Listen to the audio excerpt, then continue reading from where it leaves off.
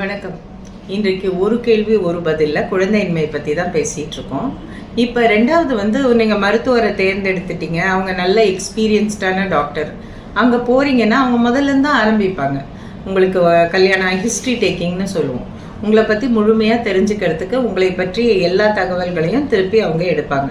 கல்யாணம் எவ்வளோ நாள் ஆச்சு, எவ்வளோ நாளுக்கு ஒரு தடவை நீங்கள் சேர்ந்து இருக்கிறீங்க, உங்களுக்கு ஏதாவது பிரச்சனை இருக்கா, அப்புறம் ஜென்ரல் எக்ஸாமினேஷன், இந்த மாதிரி எல்லாமே திருப்பி நடக்கும். இதுக்கெல்லாம் நீங்கள் அழுத்துக்கக்கூடாது. ஏன்னா நிறைய தடவை பார்த்துருக்கோம், ஒரு ரிப்போர்ட் ஏஎம்ஹெச்ன்ற ஒரு முக்கியமான ரிப்போர்ட் கொஞ்சம் குறைவாக இருக்குது, அவங்களுக்கு கருமுட்டையில் வர்றதுக்கான வாய்ப்பு இல்லைன்னு சொன்ன பெண்களுக்கு நம்ம திருப்பி ஏஎம்ஹெச் எடுத்து பார்க்கும்போது நல்லா இருந்திருக்கும். அவர்களுடைய கருமுட்டையிலேயே கன்சீவ் ஆகியிருக்காங்க.